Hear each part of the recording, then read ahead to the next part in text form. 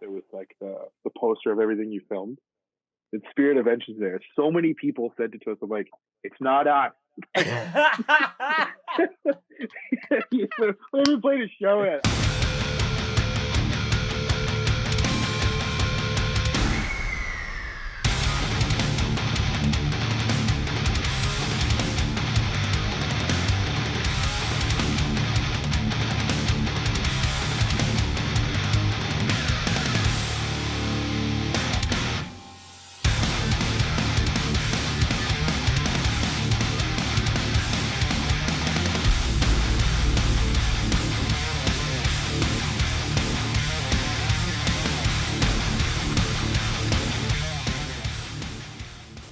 Thank you so much, everyone, for tuning in. This is another episode of the Scoped Exposure podcast. To help set up the vibe or the theme of this episode, I wanted to introduce the idea that, you know, when you play shows and you travel for hardcore and you go to different festivals, you start to think about, when you hear the name of a city or a scene, you start to think about different people from that specific scene. And someone specifically, when I'm thinking about Toronto hardcore specifically, that has entered into my radar a little bit in the last couple of years, is today's guest. And when we were chatting at Hold Your Ground, Blaine was super, super kind and considerate and was like, hey, I don't want to be that guy, but I would love to come on the podcast to talk to you about, you know, just hardcore and shit going on. And, you know, I get DMs every day from people that I haven't met or things where they're just trying to plug their own shit. But I think just the wholesomeness of that, as well as Blaine just being a dope ass dude, I was like, hell yeah. So without any further ado, Blaine of Spirit of Vengeance, dude, thank you so much for coming on the show. Bro, that was so nice. What the hell? Thank you. What's going on, man? Yes, very excited to have you. You know, this has been an interview, a few iterations in the making as far as finding the Yeah, right timing. So I appreciate your patience with trying to find the of the course. timing and the date to do so. But I'm really excited for this chat. Not only just to you know, talk about Toronto hardcore, the new band that you're in, but also just learn a little bit more about you, because I think there have been times where we have chatted, but just with the busyness of like fest Hmm. season, and especially when Scoped is doing stuff, you know, I feel like this is the proper you know, lore when it comes to Blaine. So I'm really excited to be chatting you, and it's good to see you selfishly as It's well. exciting, man. I'm stoked. I could talk Yeah. hours about this shit. Like, like hardcore metal, my football team, my kid. I could talk for hours. Yeah, yeah. So, So we can get into the meat of the episode, but before we get into the meat, we have to check some bevs, as you know. And it's tradition for the guests to go first, and you've kind of hyped up this bev when we've been leading up to brother. this episode. So I'm like, I'm cracking my knuckles and I'm preparing for the drop Okay. of what's about to happen So here. I know you're a sparkling water guy, Hmm. and me, I am a connoisseur of the sparkling waters. So I got two. Well, I got three bevs here because they're all goaded, and I don't think anyone's ever done three. Right. And I'm Before I'm kind of obnoxious, so I kind of want to be the guy with three. before you show, you did the thing with your fingers where you went two, and then you did this for three. Yeah. There was a TikTok I saw like a couple weeks ago where it's like, ask any guy to hold up three fingers and they'll always do this. And Yeah. if anything, Always. it takes more, you move more fingers to do that. Anyways, that's my ADHD brain kind of going a little bit. Tell me the bevs of choice Okay. for you. So, do you guys have Farm Boy out in Western Canada? Farm Boy. It's like a higher end grocery store. Yeah, I'm like, that sounds like a grocery store. Not to my knowledge. Definitely haven't seen it. So that might be an Okay. Eastern Canada thing. So we got the orange vanilla. This Okay. shit is like crack for me. Like it's so good, it's insane. And then I know you've been So on a that's a grapefruit kick, orange vanilla sparkling sparkling water. water. Yes, sir. It Okay. basically tastes like a And it's their diamond. brand. Oh, it's insane. The next time you're here, I'm gonna get you a case so you can go home with it. Well, my folks live in Mississauga, so that's Oh going to shit, be the I knew that. request when I'm visiting there next time. And the next one is, I know you're on a grapefruit kick. Mm-hmm. So we got the mango grapefruit. This is also like crack. Damn. Okay. Insane. This And is then, not an ad, by the way, for oh Farm no.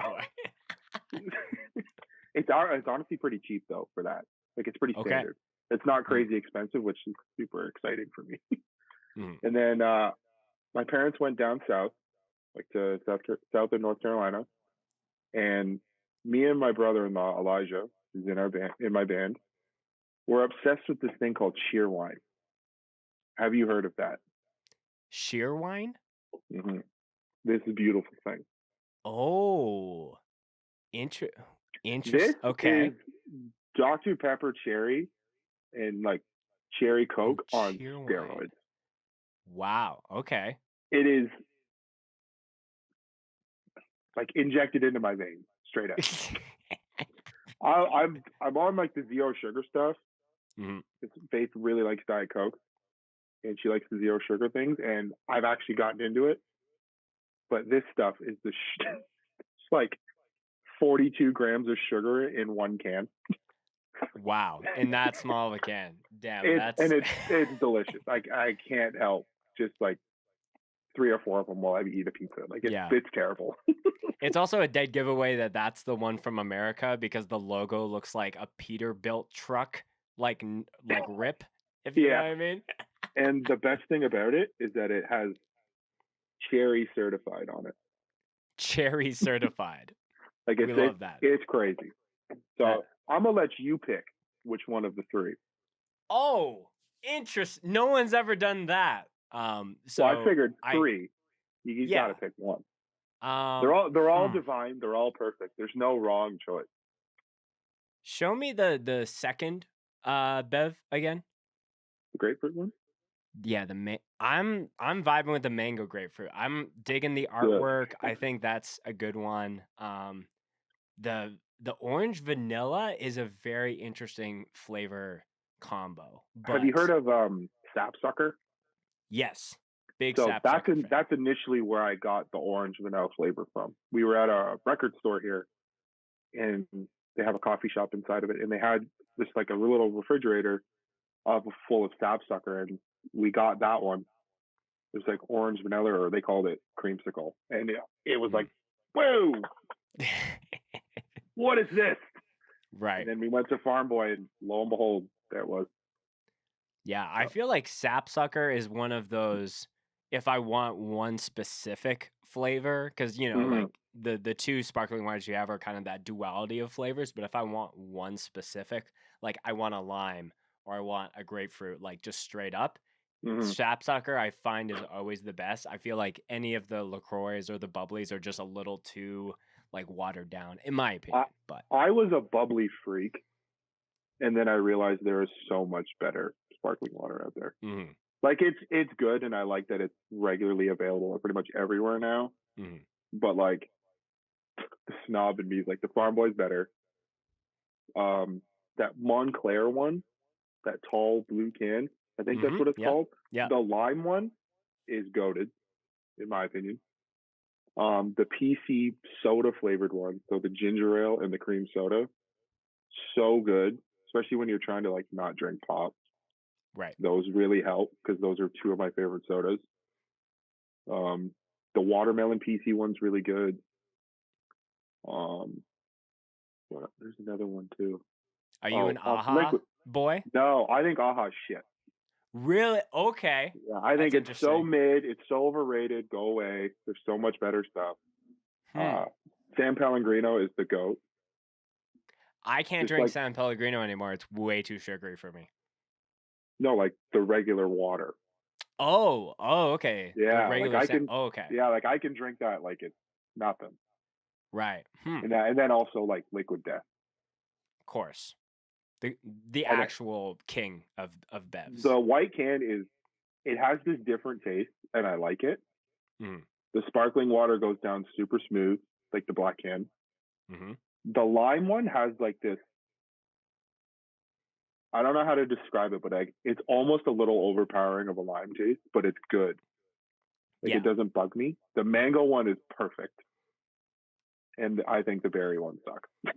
Yeah, I don't like the berry one. I think the berry is the least has the least to write home about. It's been a while since I've had any of the flavored stuff. Like even when Endgame was down for Act Like You Know Fest, we had a realization into our second last day there. We're like, we haven't had any flavored liquid death since being down here. So Well, there's just so much other shit to drink when you're there.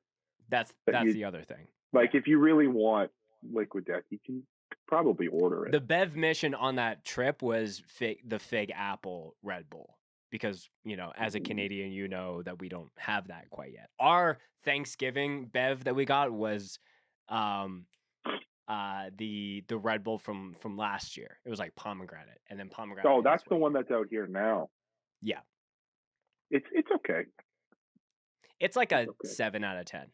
The Fig Apple is a 9 out of 10 in my opinion. I'm a sugar-free guy now. It's ridiculous how crazy I've done with all my drinks. I've done like a 180. It's either I'm drinking this sugary cheerwine shit, or I'm like, no, I want Coke Zero when I go to McDonald's. Sure. Well, you know, 10 minutes into the pod and so much Bev discussions have happened, which is always a good sign. I am, you know, if you what do you are, got? What you got?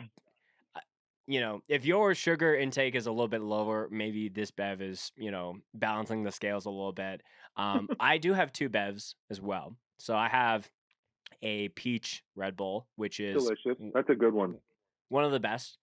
The only Red Bull flavor that I'm starting to only, when Endgame is recording new material, it's like I'm only drinking Red Bull when we're recording, or like I'm specifically writing for that. So this is it a specific flavor or just Red Bull in general? No, it's a specific flavor. Thank you for asking. But the peach one was when we were doing the split. So anytime I listen to that and I see this, you know, those worlds connect for me. So I'm gonna be drinking that as well as the remnants of a Bolthouse Farms Sea Boost, because the season right now is, you know, there's still some Rona in the air, but there's also just like catching a cold and all that kind of shit. So somehow it's escaped me.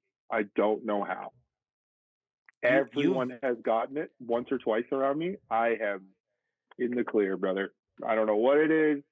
It's the lack of sugar. Sugar is what, you know, COVID connects to. So you're probably sugar free. So my hilarious remark is always, yeah, pizza pops and Diet Coke, man. You can't touch it. And everyone just oh, and I'm like, whatever. I don't have Rona. Yeah. So I've chosen your Bev of choice, so I feel like it's only appropriate for you to choose which Bev. Brother, the Red Bull, no question. Thank you. I to down this first would have been a bit of a challenge, so I appreciate you. Well, that looks like a fresh juice type thing. I ain't about that. Yeah. Give me the sugar. Give me the caffeine. Yeah. Well, Blaine, cheers to you, my friend. Really excited to do this pod. Me too. So, Blaine, you've listened to. Divine. It's just divine. It really is. You've listened to a few of these podcasts before, so you kind of know the ropes as far as new guests when they come on the show. I always like to get a bit of, you know, the hardcore origin story when it comes to that specific person. So take that as far back as you want to, whether it was the first time you were hearing breakdowns or screaming or, you know, mixed CDs, wherever your mind goes and whatever your story is, and we'll start there. So this could take up a shit ton of time because it goes in so many different directions. But we'll start off as easy as I can. So since I was a kid, my father has always had a fantastic music taste. He's going to hear that and he's going to laugh at me because there were things I hated growing up, and now I love them that he likes. My mother also has a really cool music taste, and that's like the other side of me. Like I'm very like both sides of my parents, like with their music taste. So as a kid, I always remembered Black Sabbath, Led Zeppelin, Kiss, Pantera, Metallica. Like those were always in the house. And then on the other side of that, there was like the Allman Brothers, Molly Hatchet, Boston, Leonard Skinner, like things like that. And then like my mom really enjoys like 80s music. So like all the Cure stuff. What else? Tears for Fears. I can't think of Susie and the Banshees, Killing Joke, like things like that that I all love. I get from my mom. But growing up, it was everything mainly from my dad. And it all really started with Pantera and Kiss for me. I used to get on top of my table as a kid in my underwear with a guitar and just start playing Kiss riffs on the shitty little toy guitar I had. And he had the album Great Southern Treadkill by Pantera. And obviously, anyone's listening to that, the opening thing is just blah. And I used to be obsessed with it. So I would get on the table and I would scream that all the time, and I would ask for him to put it on. And then as time goes on, like I was at my grandmother's house, I want to say between 8 and 10, or maybe like 10 and 12, like somewhere in those really young ages. And I had Much on the TV at the time. And I saw Slipknot's video for Wait and Bleed. And I know that's such a like answer that's so generic in my generation, but like if you were there and you got it, you get it. Right. That band like kind of weasels your way into everything. Mm-hmm. And I remember exactly where I was standing in the room. Like I remember how much sunlight was in the room. It gets weird. And I was like, what the hell am I watching? Right. And then it kind of went away for a minute. And I got into stuff like Ricky Martin and like Enrique Iglesias and stuff like that. I don't know how I took a turn into that, but I did. And then the GPS was off and we were just driving down multiple lanes. My music map is fucked. Straight up. And then where are we here? So 10 was like Slipknot, and then well, super into Metallica. Quickly to stop you there, because I a lot of people have come on and accredited Slipknot as like an early initiator to their heavy music discovery, and I think the biggest thing is that like because of the way that band portrayed themselves and the music and the visuals, like it was one thing where it's like you couldn't look away, if you know what I mean. Oh, for sure, you couldn't. And they were everywhere too. Yeah, and like so. I was just gonna say, like, there's a lot of people that can. So there's two sides of the coin. There's like the visuals and everything is crazy. It's like I can't look away. I need to check this out. But also the product of their music, stood the test of time and is like, timeless at this point. So it's the initial hook, but then it's like having people forever and kind of galvanizing that to a degree. And like at that age, when you're listening to something and he's like, I want to slit your throat and fuck the wound, you're like, oh, this is sick. Like, you're just like, you're like, oh man, this is crazy. Like I'm never gonna find anything heavier than this. And then you do. Right. And then was it like grade 7 and 8? I was listening to Much Loud all the time. Do you remember that? Mm-hmm. It was channel 705 on my Rogers TV. And that's where I got into Children of Bodom, As I Lay Dying, Trivium, Bullet for My Valentine, Aiden, Killswitch Engage, like all of that stuff. Lamb of God was a big one. And we would sit at lunchtime at school, and me and my friends would hog the radio, and we'd bring in all these CDs. And I swear to God, we listened to Slipknot every single day at like full volume while all these people are like eating their lunch. Right. So you were can you pass the aux cord before that was even a joke? And it was just straight up. I was like, mine, thanks. Yeah. We're listening to People Equal Shit. And then I didn't know I was exposed to hardcore at the time because I got into Hatebreed from the Triple X movie. And then my dad liked Throwdown at the time, but he liked the newer version of Throwdown. So I got into them through Holy Roller and the album with the eyeball, Deathless, I think it's called. Okay, yeah. That version. And I still love that version of them today. Like, I love how melodic and like Pantera is that it is. And then I got into the Warped Tour metalcore style of things, as most people sometimes do. And I was obsessed with all that. And then my sister, who's actually the one who got me into hardcore, like straight up like actual hardcore that I would say it is now, she got me into it. I used to hate the vocals and the production, and I didn't understand that like it can sound terrible and still be sick. Like I Right. couldn't wrap my head around that because I was so used to the other stuff, right? Right.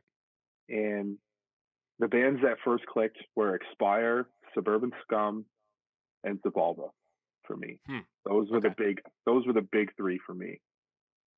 And seeing Expire for the first time at this shitty little like coffee bar in my hometown, Optima, which is like 45 minutes east from here, kind of really opened my eyes to everything. And that was my first time also being introduced to like the local scene, like good local bands opening up. And I'm pretty sure my guitar player Tyler was playing in one of those bands at the time. I just had no clue who he was. I told him about the show, and he's like, "Yeah, I played that." And I was like, "Oh, really?" Right. So there was that, and then I was just in it from there on out. Yeah, I think a crucial piece to that I hear is just like, and in a very similar situation for me, it's like a lot of those bands that you listed, it was the very same for me. I definitely had a little bit aside of like a lot of the melodic stuff.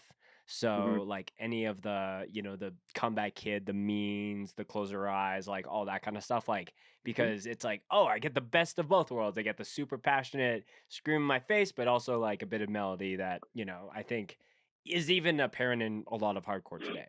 I don't know if you'd want to call them that, but like at the time they were a Warped Tour metalcore band, but the Amity Affliction, like that contrast of style, I loved it so much because I loved Atreyu. Yes, Atreyu was another big one for me as well. And like, not to be a little morbid, but if the Amity Affliction didn't exist at a point in time in my life, I wouldn't be sitting here. Like straight up, it was crazy. I don't know why it was that specific band, but that's the band that did it for me. When nothing else worked or no one else could get into my head or make me feel any better, that was the band. So shout out them. People make fun of me for it, but like whatever. Yeah, but I think like to your point, I think the the aspect of just being able to connect those things, and then when you have someone who's like, "Oh, you like this? Let's show you the real hardcore." And it was the same thing for me where it's like I was like, why is when this breakdown hit, it isn't like actually hitting me as hard as, the production of a Bolt for My Valentine, a Disturbed, or like a Killswitch record would. Dude, I was considering wearing the Disturbed shirt for this podcast, but they go hard live, man. I've seen them twice. Yes. That shit's crazy.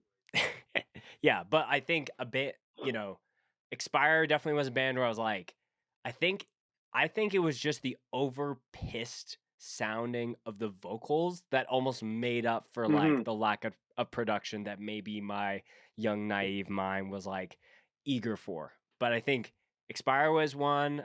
Trapped Under Ice is also a big one that I credit as far as just like that, like, super, like, just like you can't not just be like, ooh, like you just like, yeah, exactly. You hear it and you go, yeah. Yeah. But, I think there's even a point to, this day and age for me where it's like the balance of production and what is appropriate, I guess, is the word I'll use for a certain style of hardcore, whether it's like power violence or punk. Like there are certain ones where it gets like too DIY, where it's like I think it goes with the aesthetic. Like they go it's hand like in hand respect for those bands, but it's like I might not be, because it goes almost too far where it's like it's super demo core and it's not on Spotify. Like, there's like different things where it's like it's on Bandcamp Bandcamp or YouTube only. Yes. Yeah. Just You have touch to on like the breakdown thing. That was a whole other like like divergent in the road for me. I remember hearing on Much Loud, shout out Much Loud again. I was House of Straw by Bury Your Dead. And I was like, what the fuck is this? Mm-hmm. because there was a China, and it was just like this sounding like drum beat and riff over everything. This is hard as fuck. I got into that, and then, you know, at that time there was the breakdown compilation, Mm-hmm. and I got Bleeding Through, I got Throwdown again, and I got 18 Visions, and I got the Tower of Snakes breakdown. I know that's such a generic thing, and everyone says it, Dude. but like that breakdown to me is the blueprint, like going forward. Mm-hmm. Like it's just so fucking good, and it's so simple, Mm-hmm. but it's and there's no There's been screaming. times where I've tried to convince bands I've been playing in to cover that song just because of that breakdown. None of If my you, band would not do it. They'd be like, "Fuck you." I think if I don't know, maybe make a bit of a claim here. I think if you're looking at the top 100 breakdowns out of, They're in the top 10. I would say for alternative, like heavy bands, Mm-hmm. not like, straight metal bands. I think that's in the top 100 for sure. You're saying the top 10, but I'm going to say top 100. I would say I'm going to retract my statement. It's in the top 100 for sure. Yes. But keep in mind, like that sound and style, aesthetic, everything about that one specific song and everything that they have done influence so much other shit. So you have to give it to them. Right. It's the same thing with like Misery Signals. Like I'm honestly, I'm not a big Misery Signals guy. People are like, what? I'm like, It just doesn't click with me. But there's bands that like their whole sound is off that. Oh, 100%. And those bands are successful for a reason. Mm-hmm. Like right. It clicks with people. That's what people like. Like most of the deathcore nowadays, it's not for me. I was in that phase, and it's just I can't do it. It's too much. Since we're on the topic of top 100 breakdowns, what is another breakdown that you feel deserves a spot on that list? Because my brain has just been turning since we've introduced that idea. We can dive into this. We can do like a top 5 or a top 10. I'm totally down for that. And Jordan, who's a wonderful producer of the show, I would like you to add in the note to have this episode, because I want that to be the question of this podcast. Tell me one of your top 100 breakdowns, and don't give me anything that's been written in the last 5 years or something like that. Okay, it's got to be something that has I can do influence. that. I can do that. Yeah. Okay, so this is in no order. I'll just fire some off. Pantera Domination, Crowbar, To Carry the Load, Davidian, Machine Head. Yep. If everyone saw the Denial of Life set, I fucking lost it. I was seeing red for that. That was cuckoo. When they did that, I saw them a week later when they came through Calgary, and they played that like last breakdown. Oof. Just like a couple extra times, but like the again but slower, and it was fucking a bloodbath. It's fucked. I gotta sidetrack a little bit. They were the last band I saw before COVID. So me and my drummer Mitch, shout out Mitch for this one, because he convinced me to go, and I was like, we went to an evening with Machine Head, and it was a set list of hits. So like you're just getting pummeled, and then like a 15-20 minute break, and then they came out and did all of Burn My Eyes. Oh my gosh. I died. I was in heaven because I like worship that band. So it was just insane. But back to the breakdown. I'm gonna go Slayer, the Rain and Blood part that like every band wants to do. Yeah. Like it emulates that. There are some times where I listen to bands' new music where I'm like, this is too much. It's like it's literally like 1, 2, and it's like, come on, guys, like spice it up a little bit. You get that like that. Like if I'm gritting my teeth and like you can't see my eyes because I like the riff and the beat, that's when it's sick. But right. And then I'll try to get something a little more modern here. I'm gonna go. This is fucking hard because now I'm thinking about a million songs. Let me turn around and look at the records here and see if like something comes to my mind. Oh, we'll go something from Hatebreed. I'm gonna go either Beholder of Justice, the Doomsayer Breakdown, and the Breakdown Improving. Those are some solid picks. Damn. Okay. I had tickets to This Is Hardcore this year. I bought them just to see Hatebreed, and it just didn't work. I'm pretty upset at myself. All right, hit me with yours. Give me at least 5. At least 5? Yeah, at least Damn. 5. See, it's difficult once you have to sit. I think Boneyards by Parkway Drive Beautiful did a lot choice. more for metalcore that people credit them for. I would have said Mutiny. Mutiny? Okay. Boneyards was the one that's just like yeah. Yeah. The live iteration of that is way crazier as well. Every time I've seen them, you're waiting for that part. If they play it, like, it's crazy.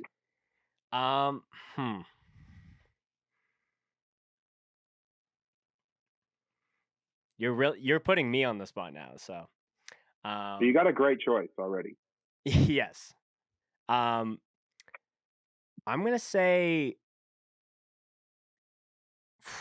because again, these are like, I'm trying to make sure that these aren't just personal favorites, and these deserve to be on the top 100. Oh, I totally did personal favorites.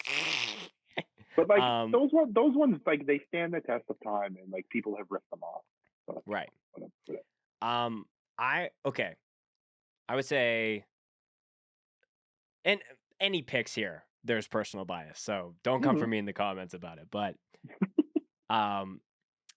Through Struggle by As I Lay Dying. Beautiful choice. You're 2 for 2. I would say 2 for 2.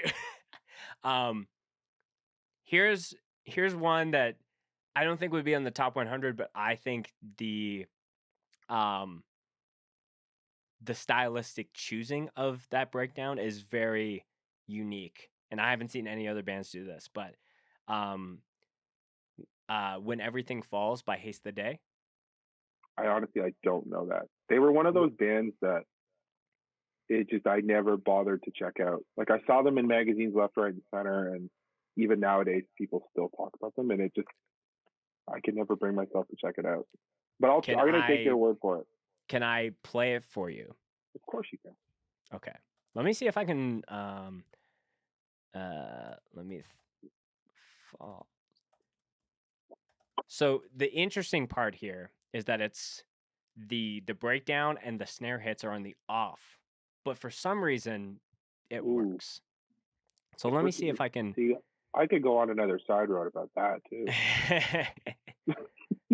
Okay, this is the beauty of this show, where we're just going off the rails and we're trying to do these things live. So, tell me if you can hear this. I can. Okay, that's I can hear loud. that. So let me turn that. Oh no, that was perfect for me. Oh, it was blaring on my end. So. Oh, sorry. Okay. No, you're good.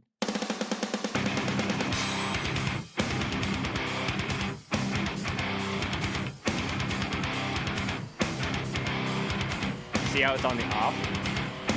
Crab corn.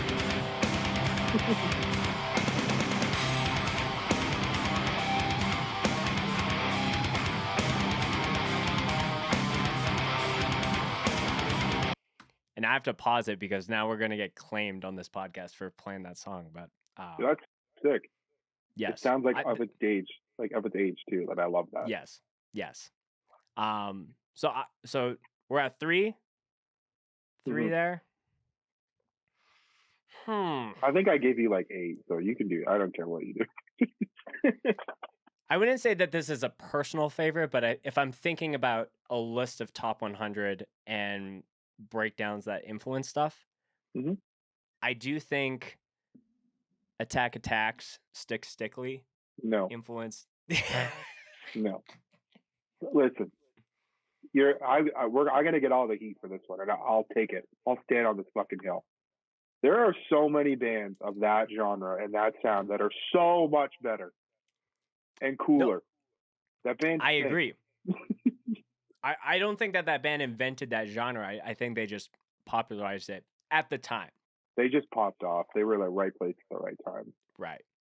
Like straight up, A Mice and Men, A Day to Remember, and Miss May I are so much better. And August Burns Red and Devil Wears Prada. Yeah. I think my last choice, because there's a lot of things that I still want to get into for this podcast, and we've this has been a big tangent, but a fun tangent nonetheless.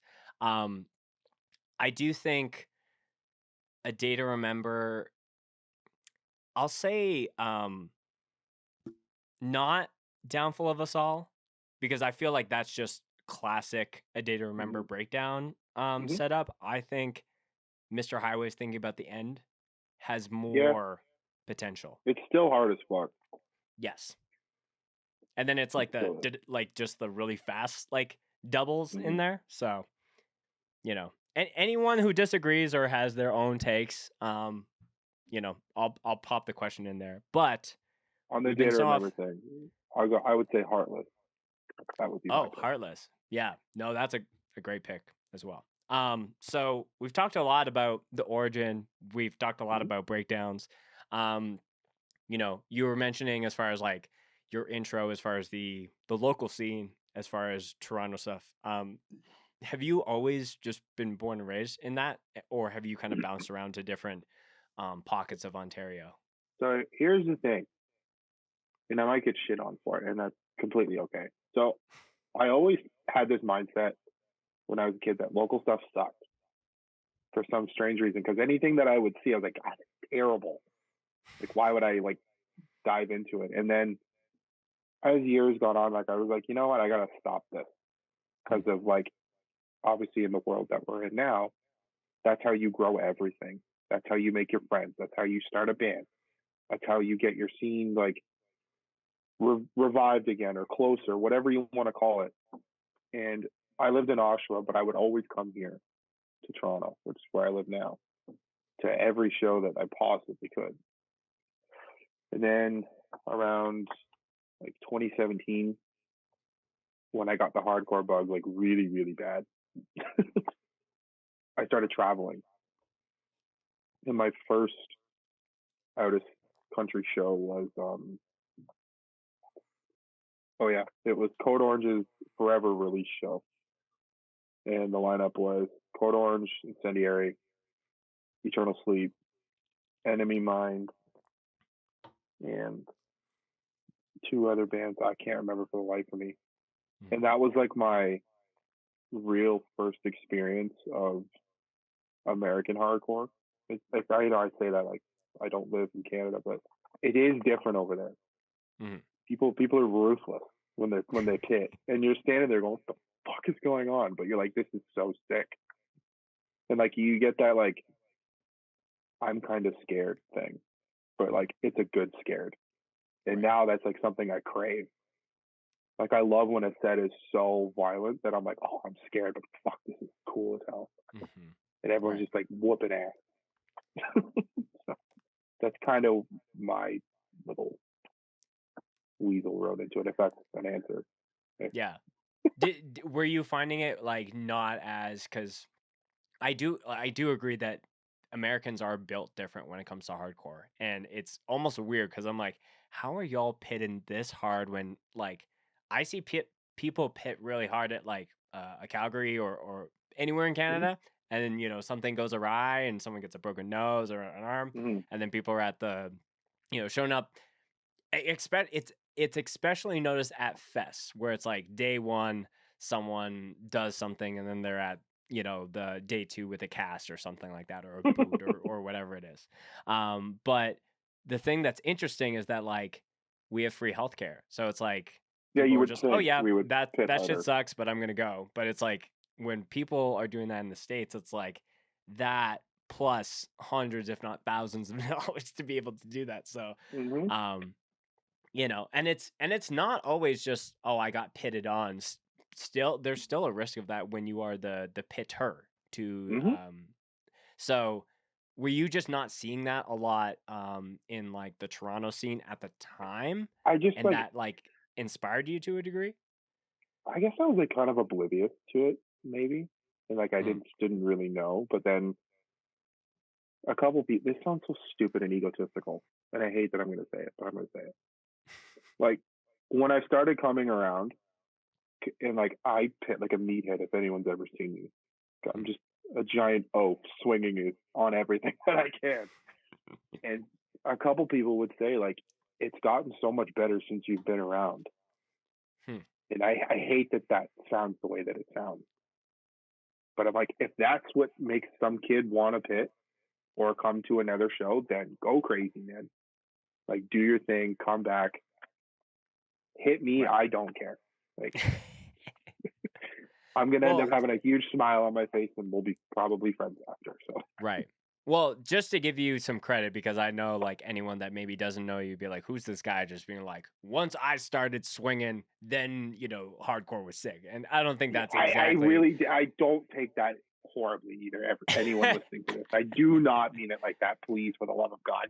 But if so when Endgame did our tour with Shallow End, who's a band from Victoria, I didn't really have any expectations when we were gonna play there, as far as like I knew that people were gonna go hard as fuck in Vancouver, like Mm-hmm. just that scene overall is just like known for just like people just going exceptionally hard. Victoria, I'm like, if we have 50 kids that want to like do some push pit shit, like that would be sick, but like, whatever. And Dave, Do that the at the this Amon Amarth show. sure. But Dave, who is the singer of Shallow End, we were talking afterwards, and there was one kid specifically, and I think he like came up to me at some point in the night. He was like, "Yeah, I listened to your podcast." Like, oh, um, and so he was aware of who I was, but Dave was like pointing him out because he's like, no one in Victoria dances like this kid, and this kid like Mm-hmm. is like a proper like hardcore kid who was like, Mm-hmm. doing the 2-step, but like adding the swings and all that kind of stuff. And he's like, no one in there in that is doing it, That's and I sick. think that is crucial because you can, when you just go to a show and that's, and you're only seeing, kind of the bumping around or whatever Mm-hmm. but then you see someone who has style and coordination and like passion It's so behind their sick. dance moves. It's way, way, way better. So, just to give you some pointers, I do think that people that pit passionately at hardcore shows or at fests and rep where they're from, as cheesy as that sounds, like that I does think it's get sick. noticed by people. I think it's awesome. Mm. Like I love when like you'd go to like UB or this hardcore, and you some guy pit, you go, fuck, that guy looks so sick. That's Elijah every single time he moshes. Hmm. Like I tend to just like I try to stop and I'm like, what can I copy that he's doing? Like what can my fat ass do that he's doing? Right. Same with Jake, my friend Jake. He lives where I come from, like in Oshawa, Bowmanville area. The kid's just got it. I don't know why. He just does. I'm trying to, And because I know during a lot of Holy Ground, there was like, I think it was a circle of a lot of your friends who were like kind of going off for one another. I'm oh, trying we to just remember. destroyed each other all day, I'm all trying to weekend. remember. There was, I don't know if it was It Jake or someone else, it but there would have was a been dude. me, Elijah, and Mitch. We beat the shit out of each other all weekend.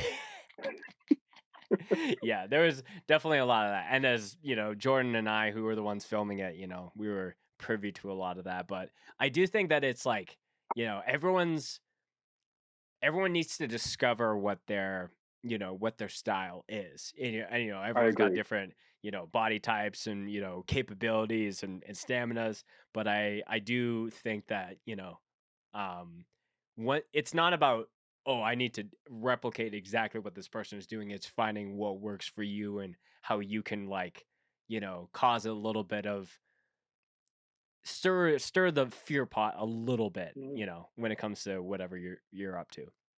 Dude, mosh style and dance style, whatever you call it, it's dope.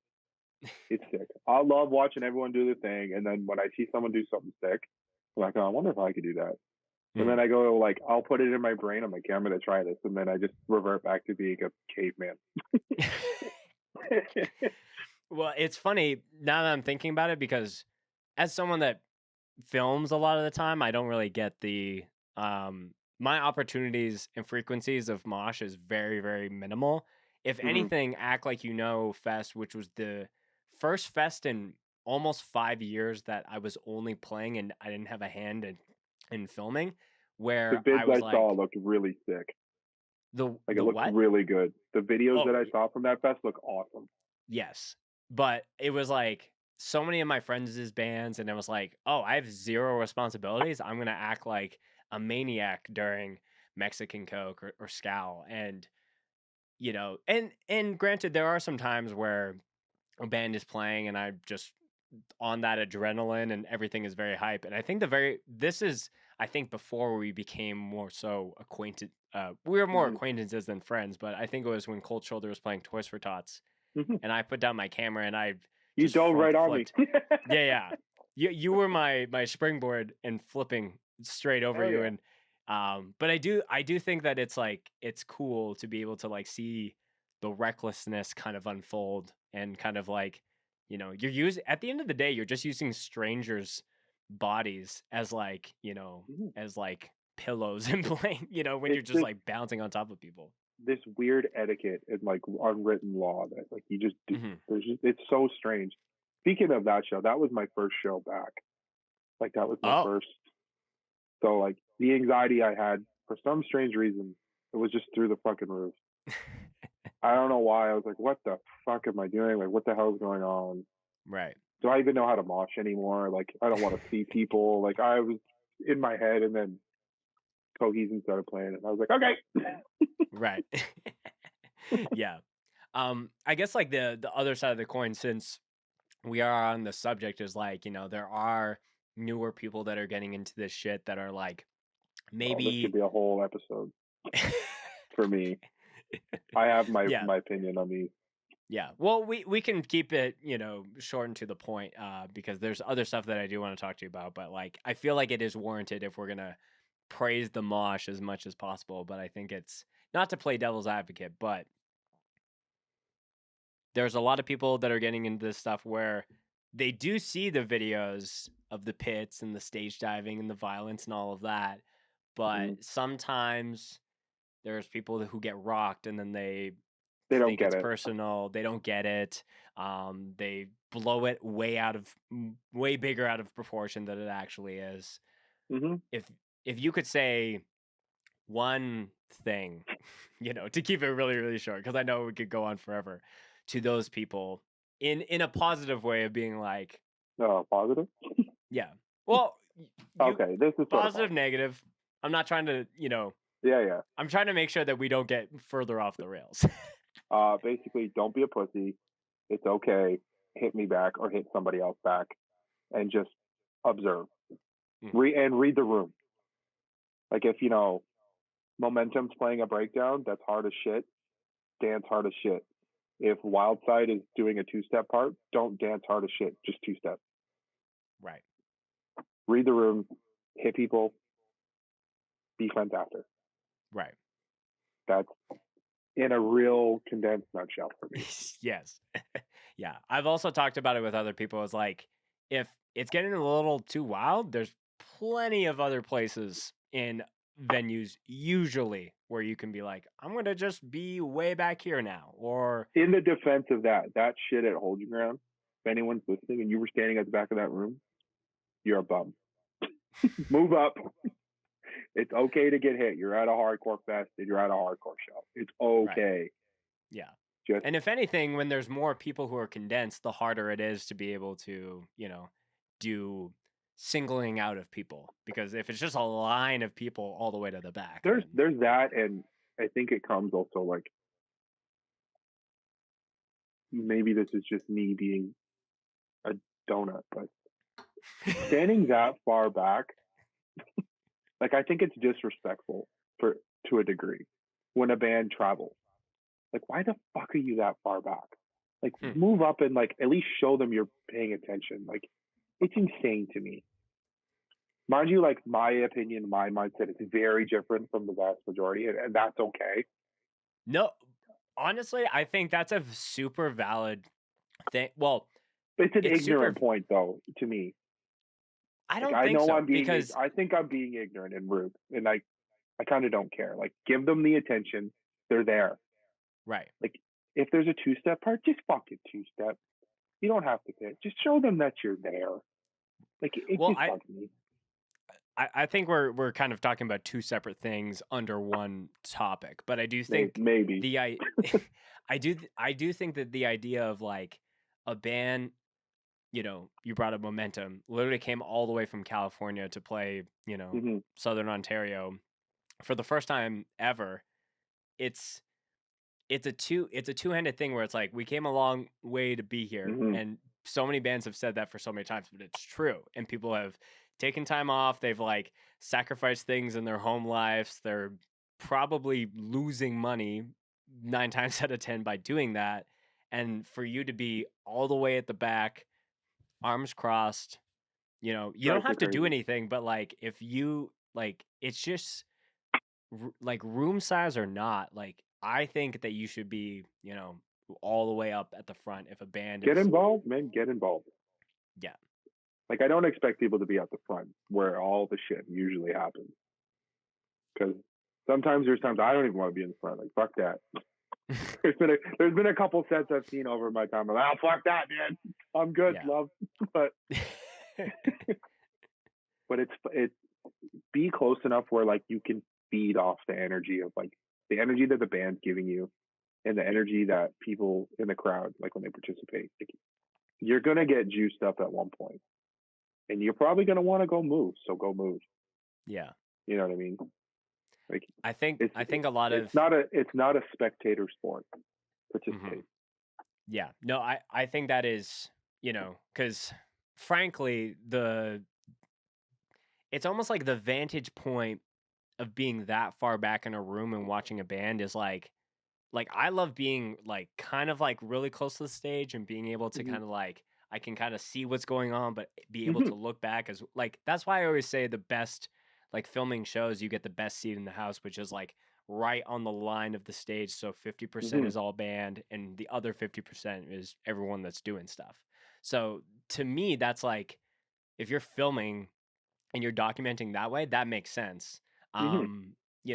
And also like, this becomes a whole separate thing where it's like talking about like, oh, like being a stage potato and just being on stage. But when you're all the way at the back of the room and you're just seeing like these little people and then like kind of people moving around, it Yep. it it doesn't you could have the best sound system in the world, but if you are even like 10 steps up further than that, I feel like the energy and the adrenaline and I the completely the agree. vibe is heightened way more. You It's feel it. almost like you're sitting in the back of the room watching a movie Hmm. versus like, oh, I'm like if I actually like was way closer, I could see that this movie is actually a play and people are acting and there's things that are going on. You know what I'm saying? Like, Hmm. Absolutely, I agree.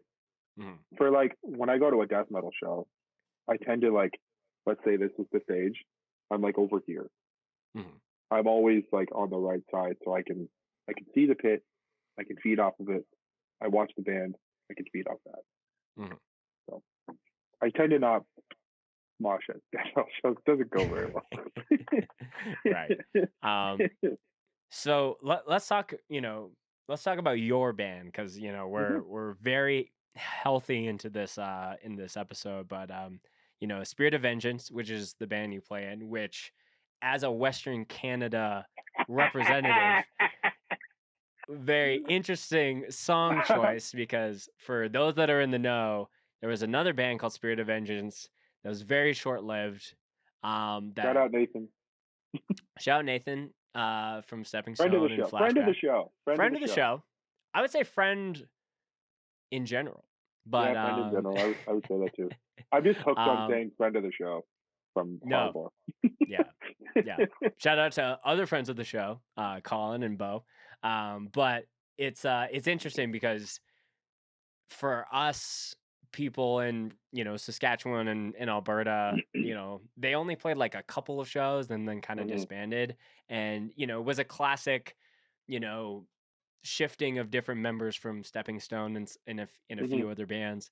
Um, I bumped that demo just a couple weeks ago when It's good. I was talking about that. It's very good. It's And pretty good. It's better when I than saw mine, I there think. is another when I saw there was a new band with the same name, I was like, well, I think the name is very, very good. So I'm glad that, it's homies who are doing Mhm. that versus just a random thing. But talk to me about the start of that band, and the idea of that, because I didn't even know that you and Elijah were brothers. Your brother, he's my brother-in-law, yep. Yeah. So like just talk to me about the origin point, the idea, and how everything started to come together initially. Sure. So, we didn't Bandcamp check the name, which you should do, but we didn't, or whatever. Um, I've So been you had wanting to. no idea Oh, about I had this no other fucking project. clue. Not a fucking clue. Okay. Which makes it funnier because it just goes along with my stupidness. So, I've been wanting to start a band since like around the pandemic time, and everything that kind of started getting going never really happened. And then Elijah was like fucking around with the idea.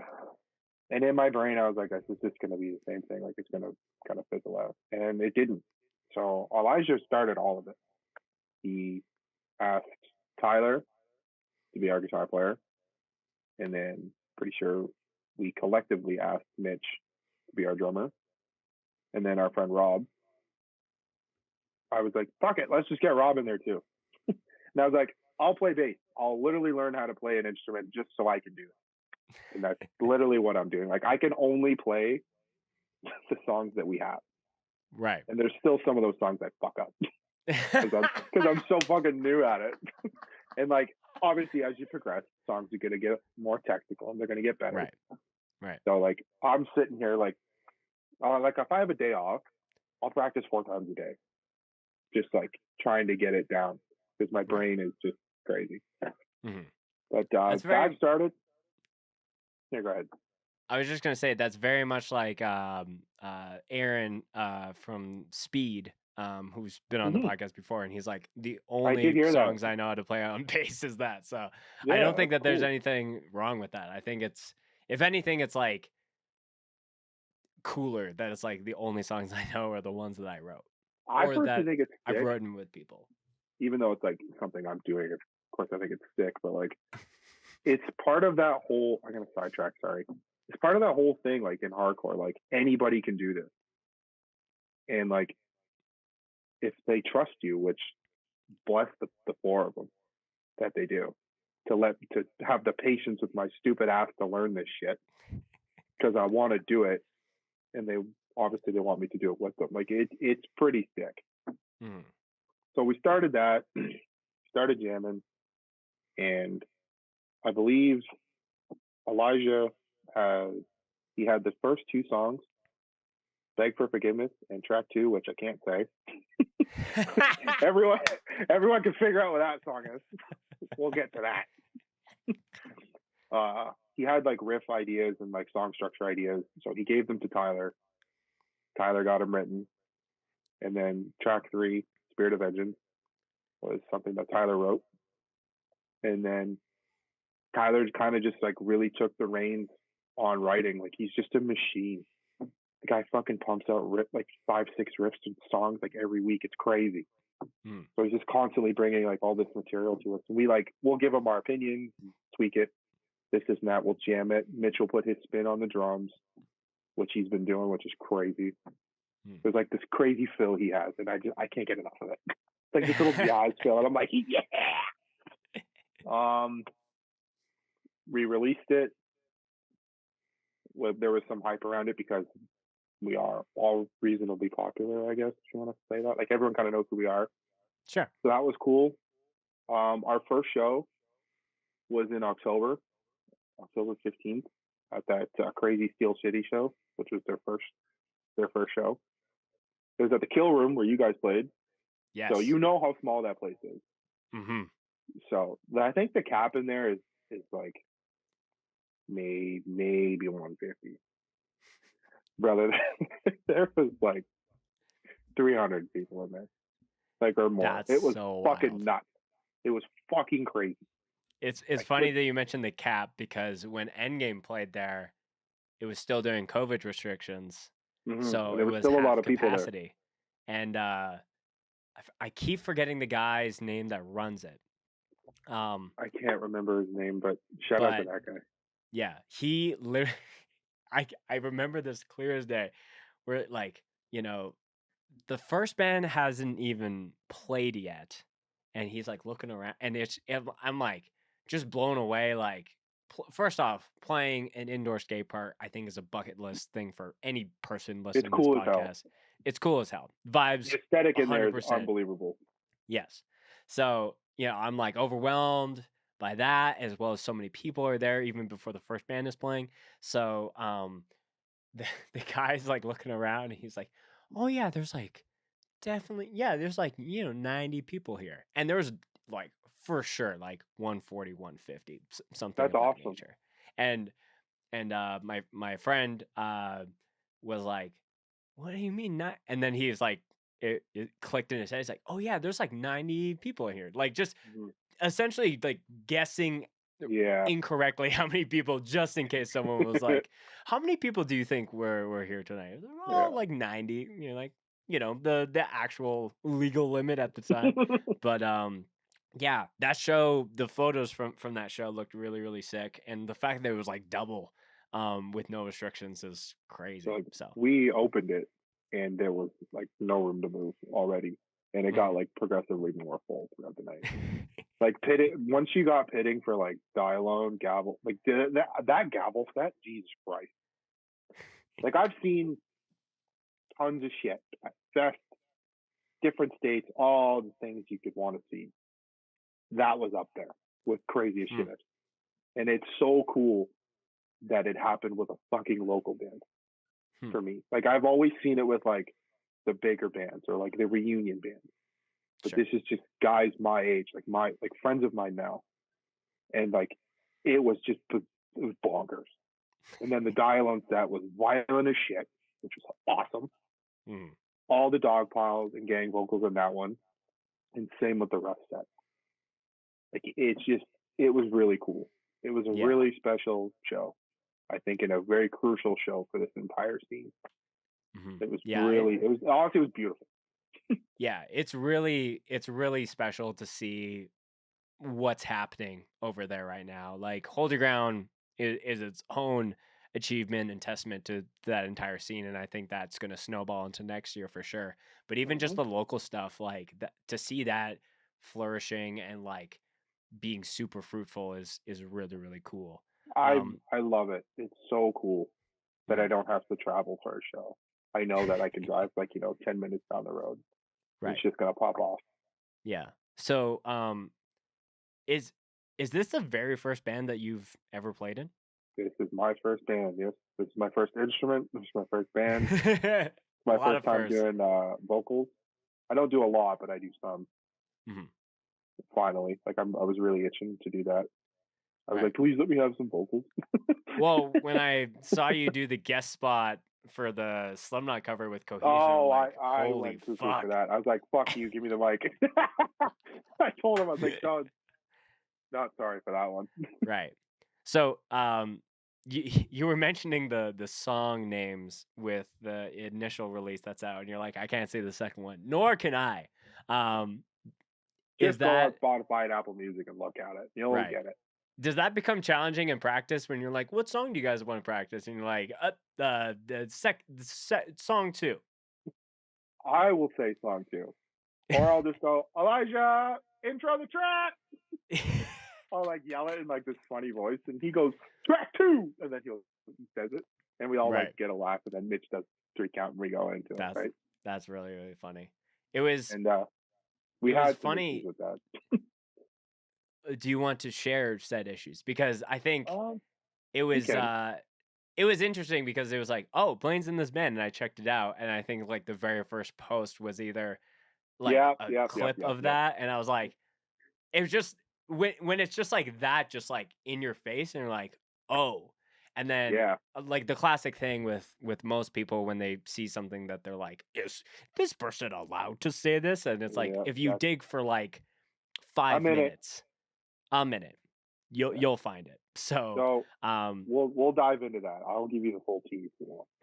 well, yeah, spill the tea if you Okay, want to. so No I pressure. can, I can. Um, like it is sort of shock value, obviously, to a degree, Which but is a also, lot in hardcore also in at the general. same time, like Elijah's black. Elijah can fucking say what he wants. And I don't know who needs to hear that, but if you're listening to this, I'm going to say it a little louder. He can fucking say what he wants. And we have like Tyler's Indigenous, Rob, he's not in our band anymore because this is too busy and stuff like that. But he's Indigenous too, and Elijah is black and Indigenous. So like 3 out of the 5 of us, like are what's the word, BIPOC or whatever the word is, I think. Sure. Yeah. Like we're all good, and we're not that stupid to actually go up there and say that if we can't.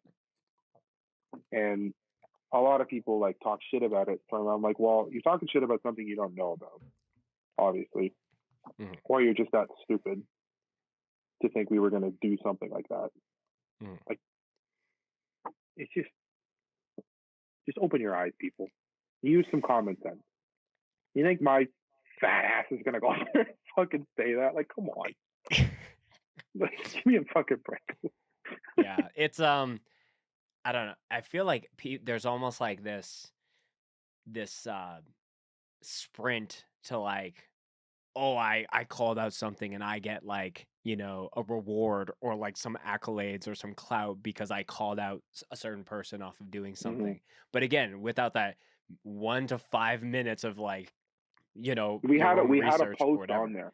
We had like a pinned story of Elijah standing there like this, saying like, I write the lyric. This is my band. I'm this. I'm that. XYZ. Cover the whole Right. thing. Just look at it. You stubborn donut. But it's also like, just to your credit, like it's 2022. I don't think that bands are just like out of the blue, just like writing that when they're, not allowed to, air quotes. And I'm Yeah. doing air quotes based off like your interpretation of, that. But it really reminded me of, the whole stuff, we've brought up Momentum before and like the whole thing that happened that one was with, crazy to me. yeah. Like, you really think he's going to do that? Like, Right. are you, like, come on. Yeah. And then even And at Hold Your Gun with Jordan. right. Which Jordan is supposed to be coming on the podcast one of these days. We're just trying to Very nice schedule it guy. up. I finally got to introduce myself to him that day. He was Yeah. very nice. Wonderful human. Love Friend that of the man. show. Friend of the show. Soon to be on the show. But to spill some of my own tea, and I will leave this person nameless, but when Jordan came on the podcast and we talked about that briefly, I felt like we talked about it in a very, we talked a little bit of shit, but at the end of the day, it's like, if anything, he was like, this is me putting a flag in the ground just to be like, fuck you. Like, I'm going to, like, this is who I am. And I'm going to say Straight up. what the hell I want. And someone in my own scene, was coming at me being like, giving this guy a platform. He's white passing. And I was like, are Fuck you off. mad at what, at me bringing him on the show or what he said? Because those are two separate things. Yeah. And he was like, oh, I'm just mad at that, the fact that he said it. I'm like, okay, well, why are you coming to me? Like, Well, just you go can't to be. him, Like, fuck off. Like, that Yeah. that issue sort of happened with Elijah in our band. And this, I don't really like the person anyway that had beef with it. So my level of anger was already just like, I'm gonna beat this fucking dude's ass. Sure. And he's shit talking on the internet, and I found out that it was him. And I purposely went to the show that he was playing be my stubborn little ass that I am. And I waited till the end of the night. I was like, all right, what the fuck's your problem? And we didn't fight because I figured let's not catch an assault charge here. Like I got better things to worry about. Right. We agreed to disagree. I told him, shut the fuck up, leave our band name out of your mouth, leave mine out of your mouth, and we'll be good to go. And that's exactly what happened. So don't talk shit on things you don't know. And if you're going to talk shit on the internet, it's going to come back and bite you in the ass.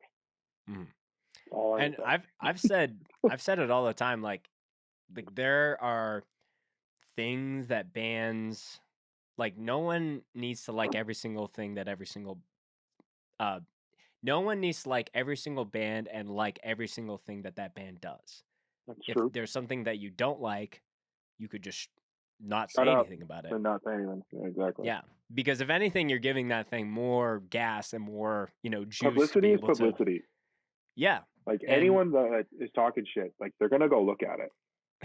And then for all you know, they're gonna hear like, like let's use Momentum for example. They're gonna hear like the rest of the LP or the EP Bliss, and they're like, "Oh, this is sick," and they're gonna like them. Right.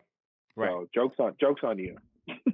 I've talked to people that have literally almost made the point that because of that whole thing blowing up, I think Momentum is almost getting more people who are listening to their band, more opportunities, probably getting paid more per, fest agreement or whatever. Like, and that's not to say that band only exploded because they had like some weird virality off of something that was controversial or whatever.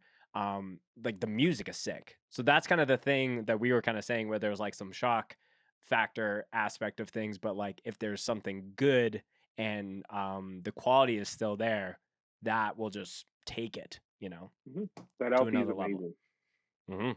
Hard in my top 5 for that year. It's sitting right over my shoulder in here. Yeah, it's hard as fuck. Yeah, so I don't know. I think it's just kind of going. There's a duality to a past topic as far as there's newer people that are getting into that, and I don't know if like. I apologize if this is a boomer sounding thing, but I don't know if it's a generational thing off of like younger people just like kind of just like thinking that it's their moral responsibility to be a white knight to be able to do something when they actually don't know what side that they're actually fighting on. So there's 2 things I will say to all of this. Yes, there is a time and place for those things. Absolutely. But to quote probably someone, I worship this dude, Bruce LePage from Hunter Demons and Eyes of the Lord. There's that clip from This Is Hardcore where he's like, hardcore was never meant to be for everybody. If you don't like it, get the fuck out. Protect what's yours. This is more than music. Sometimes violence is the answer. Pretty sure that's almost it word for word. And that is something like nothing has like that's stuck with like it's like glued in me now. Like that's what this music scene is like for me. But at the same time, I'm pretty welcoming. Like I'm pretty friendly. I'm funny. Like I want new people to join, but I also want new people to understand what this sounds so stupid. It's like I'm gatekeeping at the same time. But it's like know what you're getting like music. Like this is like to put it bluntly, like the last 3 jobs I've had, all from people I met in hardcore. My current list of best friends, hardcore. My brother-in-law, hardcore. My girlfriend, who's gonna end up being my wife, hardcore. Like it does this other thing that it becomes your life. And that sounds a little corny and a little cliche or whatever you want to call it, but it's true. Like look at this. We're having a podcast now because you came here, and I what's up to you in 2021, and then you come back and you film a fest, and we're like friends now because of what's the common ground? Hardcore. Right. It all has this big full circle, and people should learn to really appreciate for what it is and what you can get out of it. And then once it's given so much to you, you need to learn to give back to it. which is my mindset with Absolutely. the band. Like hardcore's given me friends, experiences, all these things, and I've traveled, and now it's time. Finally, I'm in a band, and it's my turn to give something to it. And I think that's cool. It's cool in my opinion because there's no Yeah. other music genre in the world like that. No, and again, like you could say it from the rooftops for forever because and the more that you say it, like the more people can come out here saying, "Oh, that's cheesy" or whatever, but this this is a music community. Straight So up. there are people that will come because they like the music, but like I feel like I to me you can't just like hardcore music.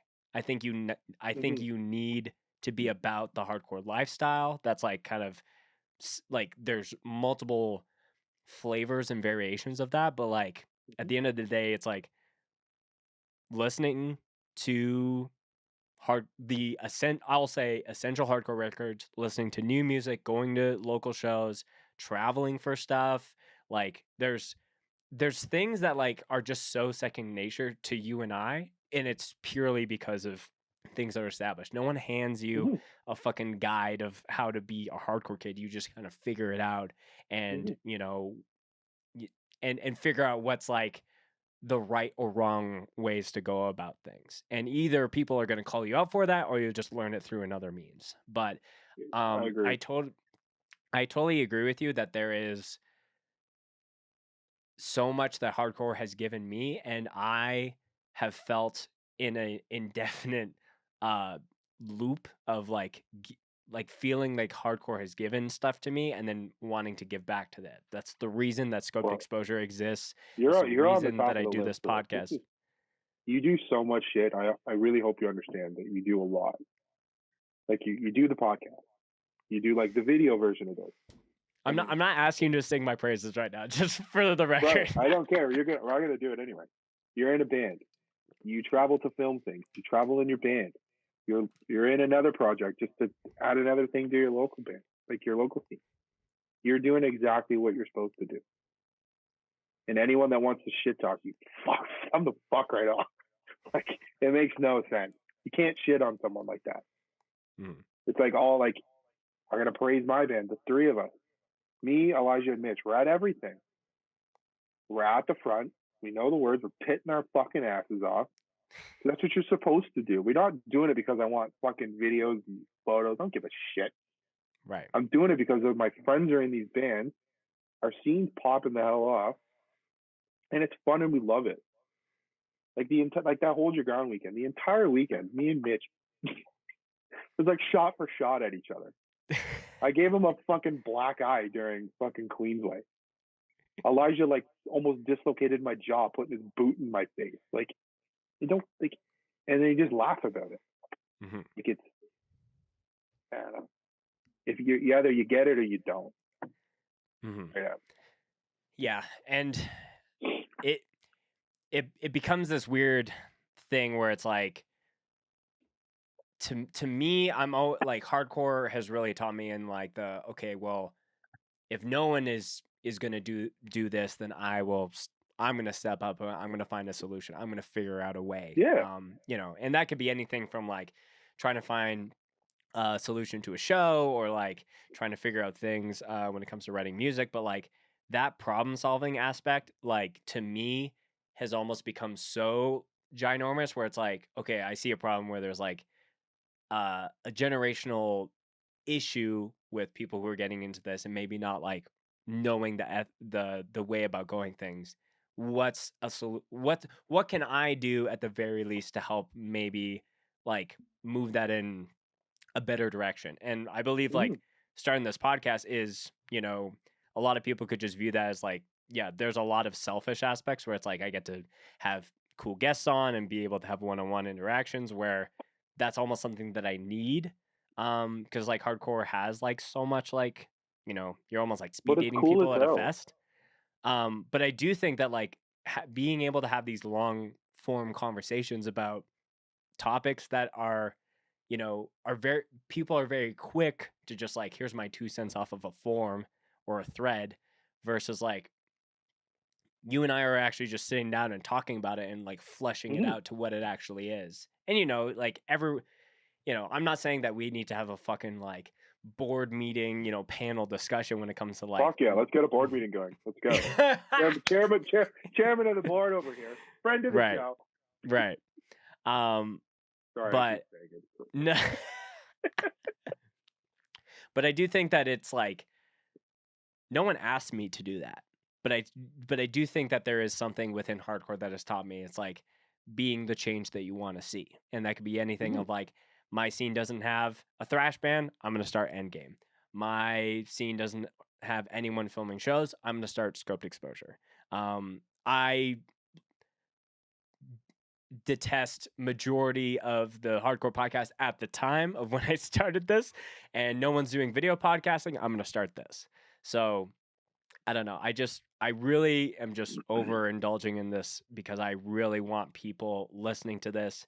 If there's something that you don't like or wish you had that another scene has, literally nothing is stopping you from being able to start that up and try like, and figure it out. To your point on like trying to grow everything in Western Canada, you've now just done that for Canada in general. Like, you've got Sunny in the States and we've got you up here. Like it's great. And then from what I've heard, you guys teamed up and did shit together. Like that's fucking sick. That's cool as hell. And Yeah. like you doing things like this, like it benefits everybody else. It's exposure. It's like making friendships where like, later down the line, like let's say, you get to bring XYZ band to Western Canada because you did the pod and they're friends with you and they like you. That benefits everybody because everyone gets to see them. Right. Like, that's cool. That's cool as hell. I don't get why people would shit on things like that. Well, now I have, someone very much blatantly, I don't know. There are people that just don't get it and they are very quick to make assumptions and judgment calls. But now I can just have a clip of this podcast and be like, I'll send him and be like, this is my friend Blaine, what he thinks about your shitty take. So, well, I got you, brother. Don't you worry. I appreciate, yeah. It's again, I always try to preface of like, I'm not just bringing on people who are going to sing some praises about Scope because, but I do appreciate all the kind words that you said. Going back to Spirit of Vengeance, played your first show, played a couple other shows to my knowledge, two more.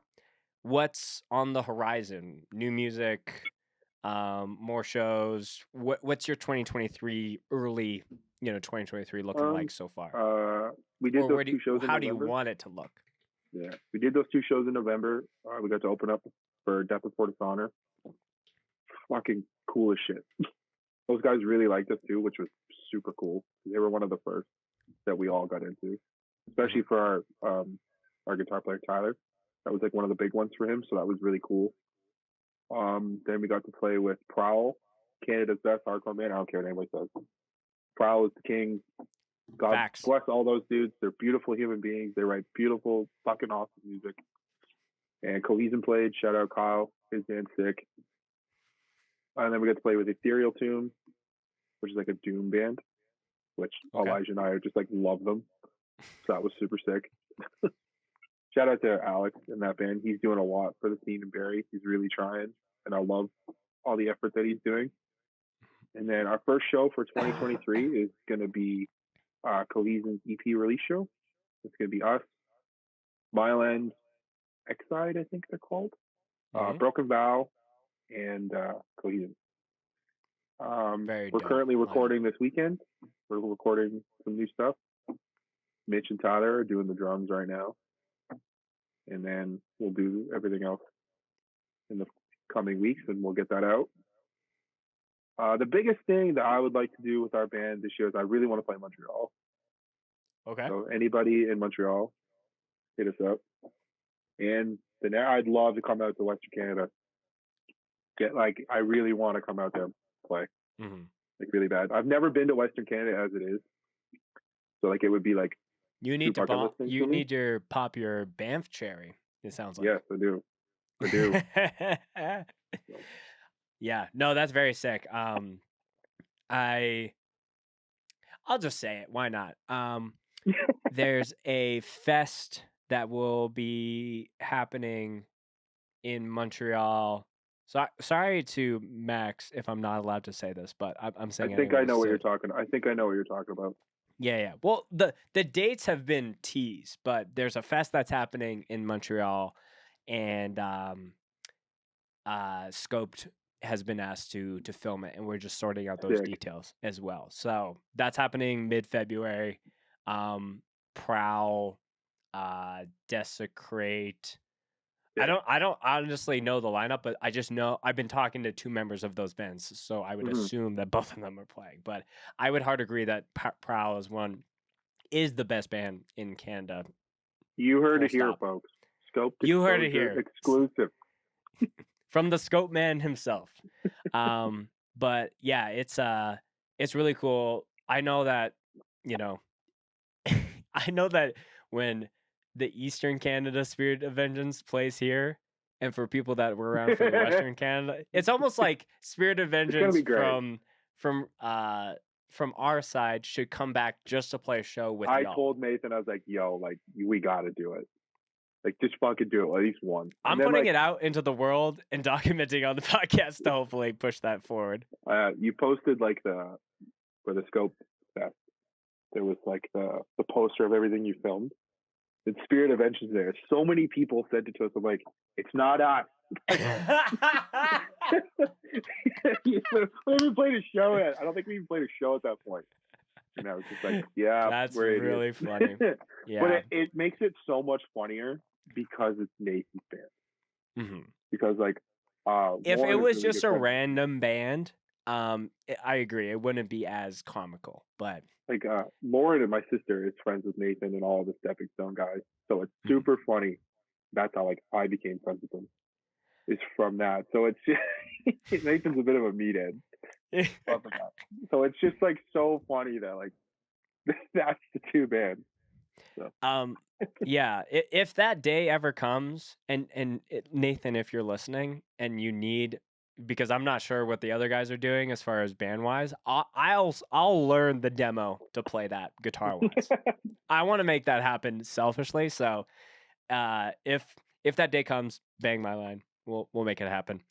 SOV versus SOV. Honestly, we're not gonna lie. We're gonna take that one.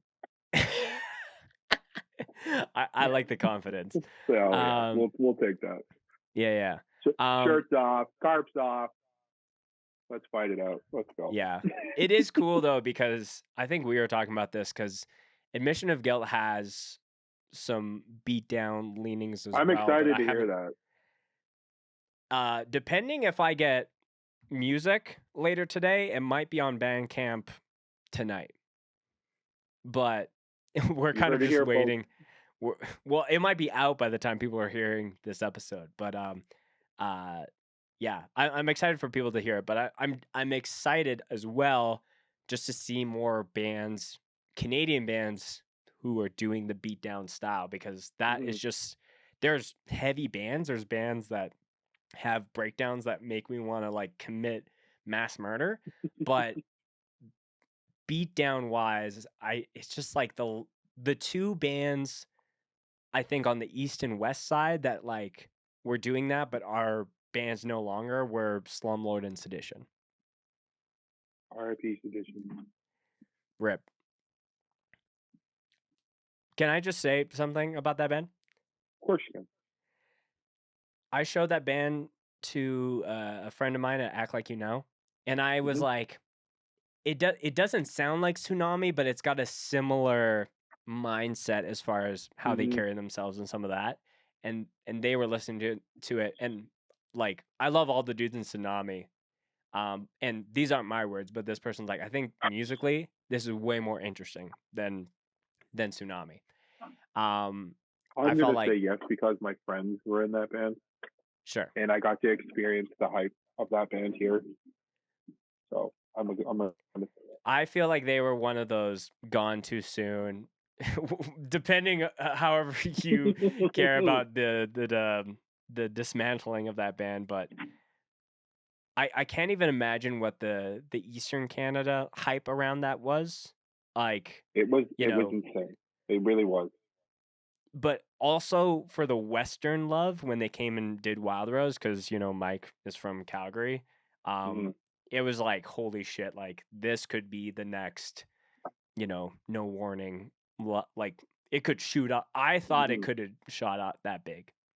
That's another reason I'm super excited to get out there because I'm still friends with Mike, and he doesn't shut the fuck up about Signor's Pizza, and I fucking gotta get. I gotta get it, man. This guy's hyped it up. It's all over his Instagram. He posts it. I'm like, fuck, man. I gotta get this. Yeah, that's stop number one when you're out here.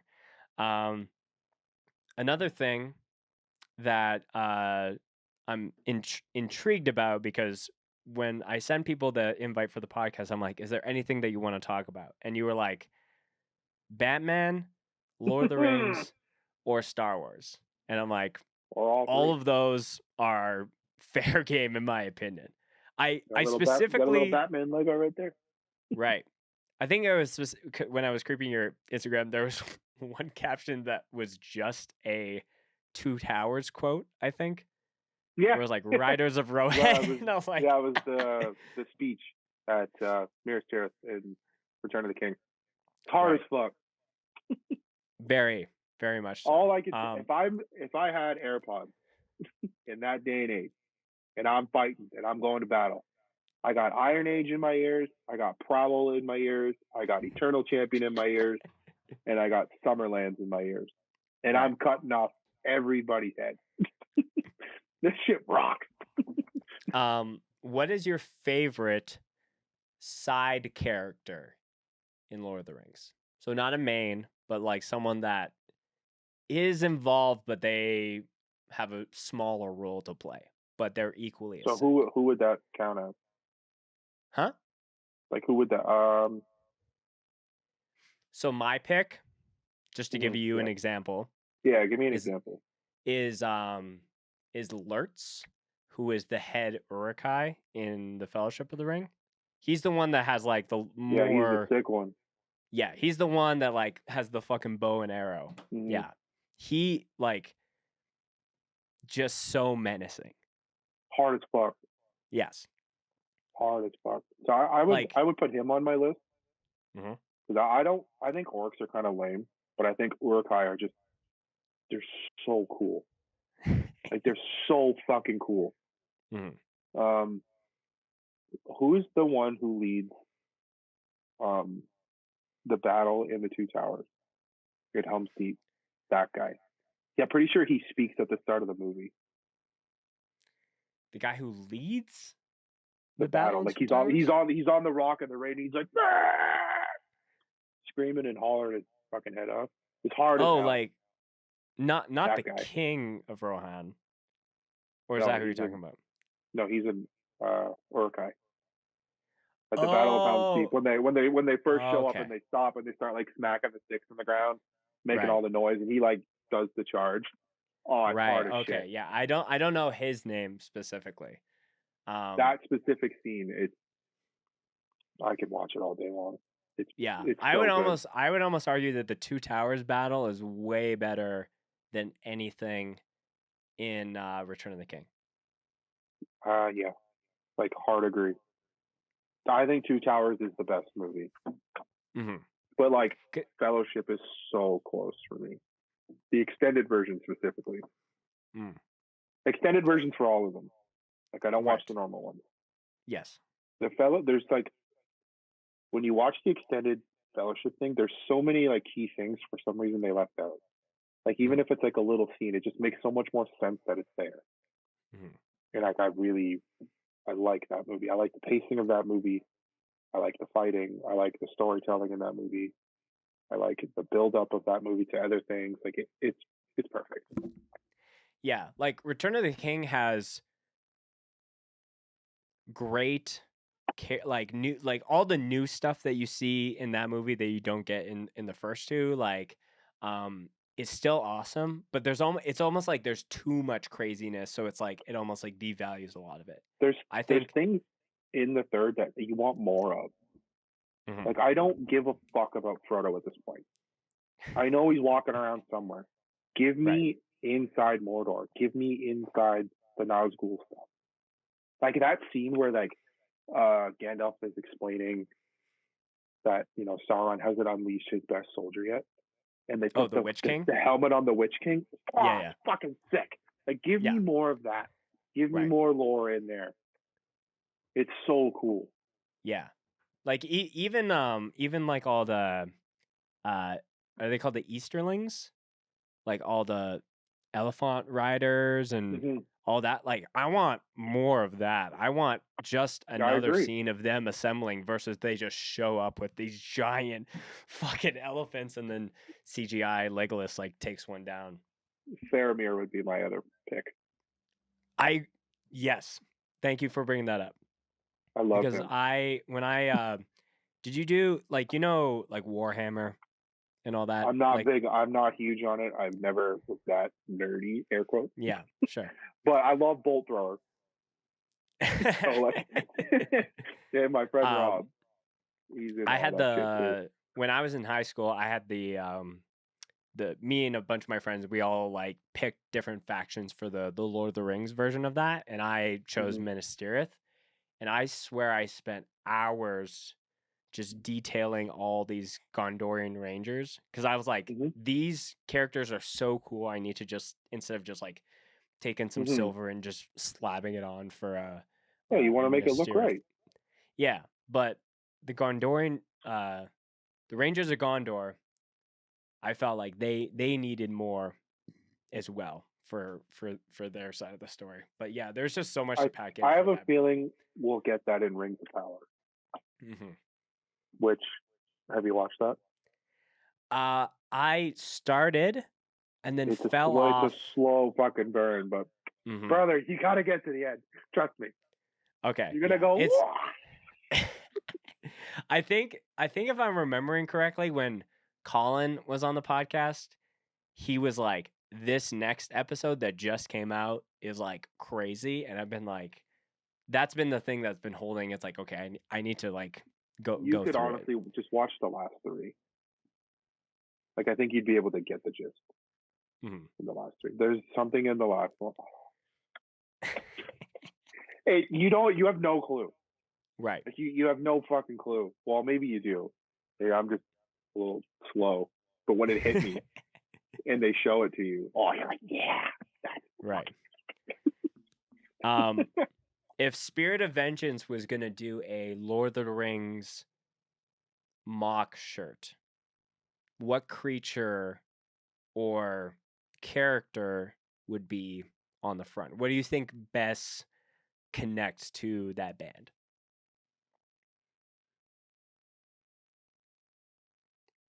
So there's two that come to mind. Okay. Any sort of jacked meathead looking Urukai. Like a berserker? And yeah. Mhm. And what's his name? Balrog. Hard as fuck. Good choices. Hard as fuck. Like, I'm curious, what's your order of the movie? Are we doing 1, 2, 3, or are we including The Hobbit? Please don't make me include The Hobbit. The movie's Because fucking they're just at the bottom of the list. like how is it that Peter Jackson's Lord of the Rings trilogy is so perfect and so beautiful, and The Hobbit is just a fucking CGI shit show mess? Like, connect me the dots, because I don't fucking get it. Connect me the dots. You can. You can. It's haggard as hell, and it's dumb because it could have I been don't good. think there's any good. Because I watched the first two again recently, and I was It's like, insufferable.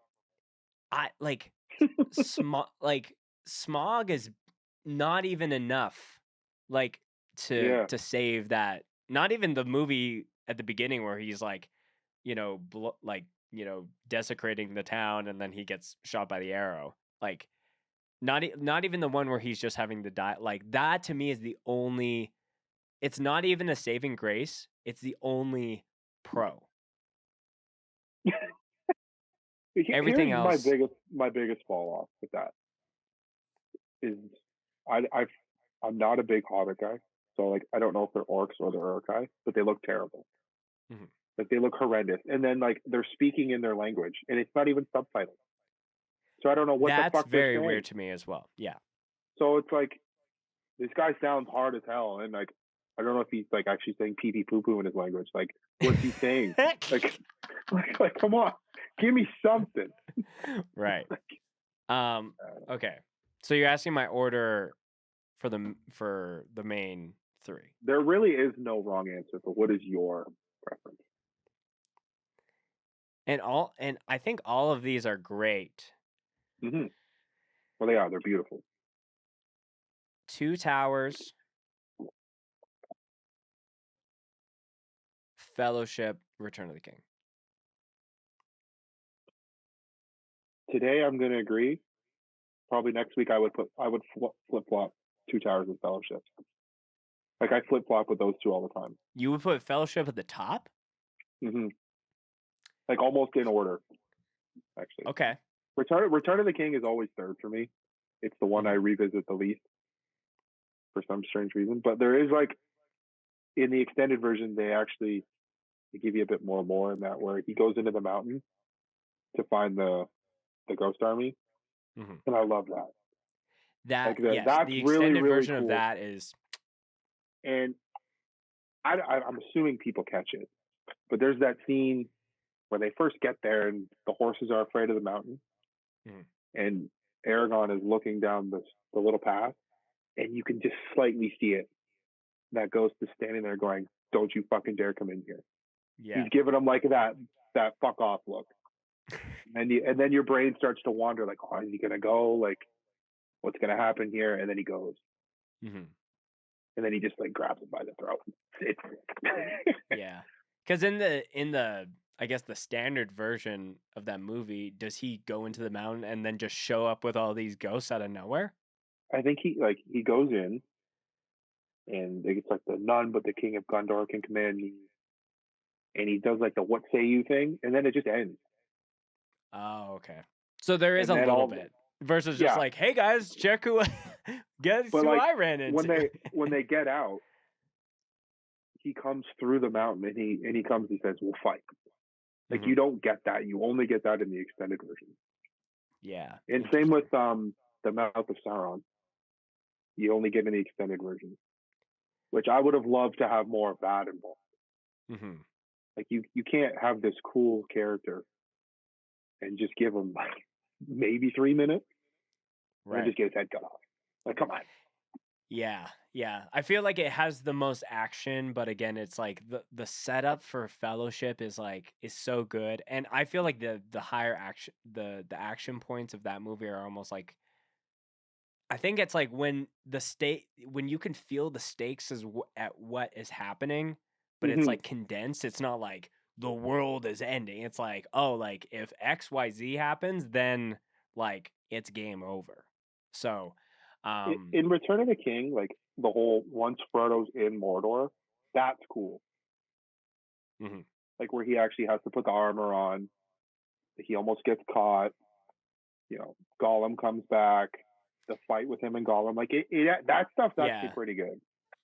Is it Sheila or Sheba, the spider? Like, I could care less about that. It's just because I'm not a big spider guy. It freaked me out as a kid. But you're like, cool. Fast forwarding through that part, you're like, no. Like, speaking of spiders, now when I watch the Harry Potter movie, the Chamber of Secrets, all those spiders get fucked. Don't like it. Don't like it. Nope. I just sit there like this. Like, nah, I like that. So I just go on my phone. Yeah. No. Yeah. I think I'm the same way. It's like, I think if there's something in the when it's like crazy spiders, like, I'm like, I thought about it, but yeah, I feel like Fellowship has so much good setup, and it doesn't feel like dragged on. Everything feels appropriate, but Two Towers is that nice balance where there's like, the stakes, everything is there. It's so everything good. is there, there's enough new things that are introduced but don't feel like overbearing. It's like, oh, you're in this giant country with all these horseback riders, and those are the main people that you're going to be messing with. And then like the ants, it's just like they're trees, but they can move and talk, and like all that kind of stuff. So Well, yeah, one of I the feel most like iconic lines of the whole thing comes out of there. right. I ain't had nothing from Meggedy bread for 3 stinking days. Hilarious every time. Yeah. Like, it's just hilarious. It's number 2 that also has look. It looks like meat's back on the menu, boys. That's 2, right? Great line. Yeah. I would almost think that's more iconic. But those are all in the same scene. That's so. the meme. The meme's yeah, back because on you're the like, menu is how always did the they meme. know? Yeah. It's awesome. Yeah, that's awesome. The underrated line of that whole thing when he goes, yeah. That rather orc. He goes, what about the legs?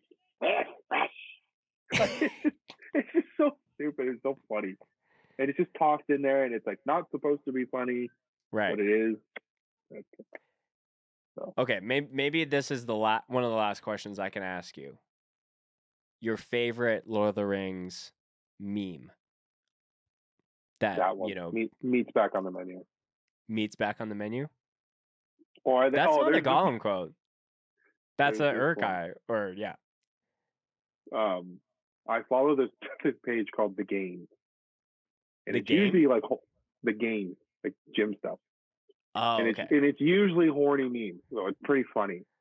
And when like Aragorn's got the sword, he goes for Frodo. Right. Well, instead of this time, he says for Coochie. And it just makes me laugh every single time. And he's just going off to battle. Yeah. Yeah, man, that's a good one. Yeah, that whole him just running has been used a million times. I think line wise, I think this isn't Return of the King, but or maybe it's actually Two Towers, when Sam says, when he's explaining potatoes to Gollum, potatoes, boil them, mash them, stick them in, like. That's right before they get caught. Right. By what's his name? Boromir. No. Faramir. Yes. That line's funny. Jordan, do you have any favorite Lord of the Rings memes or quotes? Funny quotes? Taking the Hobbits to Isengard is always a classic. Because the remix of that is yeah. Taking the Hobbits to Isengard. Guard. Also, if you want the Uruk-hai that leads the army in Two Towers, is his name's Mog. That guy. Mog. Okay. Shout out to Mog, friend of the show. Straight up, friend of the show. Scoped Exposure exclusive. You heard it here.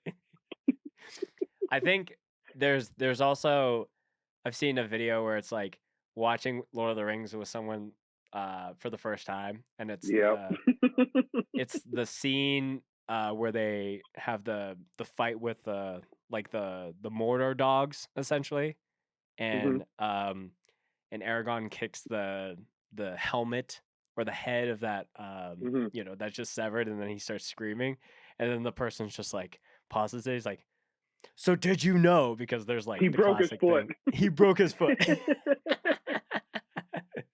So I'll spin off those questions that I wrote in there.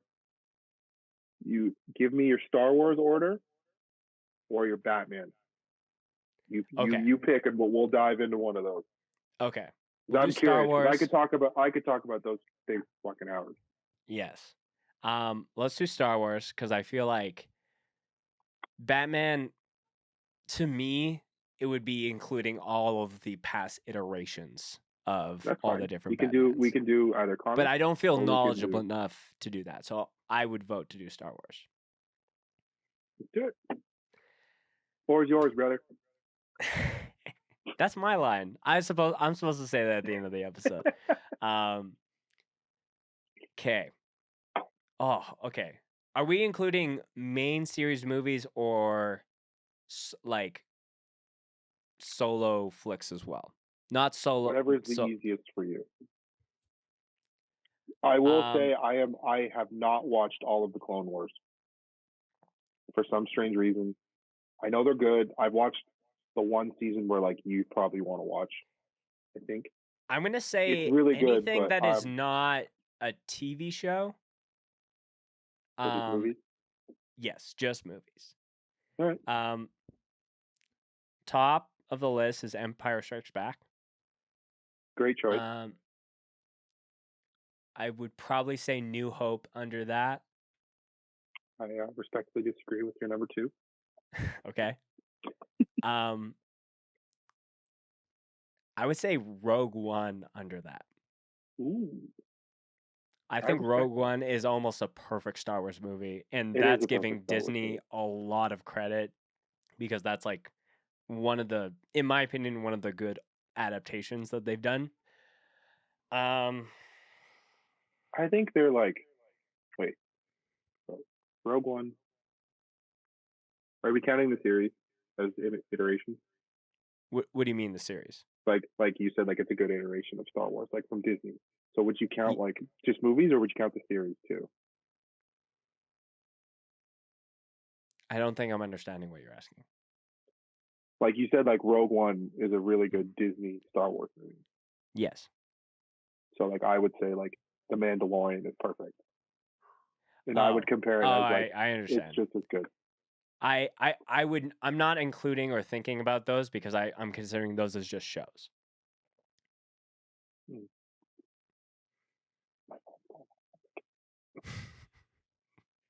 Again, there's so much here. Okay, I'm gonna try to speed run this. Empire Strikes Back, New Hope, Rogue One, Revenge of the Sith. That movie is so fucking good. Return of the Jedi. Actually, sorry, I'm gonna back up. Revenge of the Sith, Phantom Menace, then Return of the Jedi. You plug it in. What's the first Disney movie? So Solo? No. No. The First Disney. Oh, it's Rogue One. Force Awakens. Force Awakens. That's the one. Oh. Actually, I'm not even gonna put any of George's pieces of art below Disney's. So aside from Rogue One, so Revenge of the Sith, Phantom, Return of the Jedi, Attack of the Clones, and then I would say I would say the 3 Disney series movies, starting from the first and then getting worse and worse and worse, and then Han Solo at the very bottom. Solo is at the bottom for me. Well,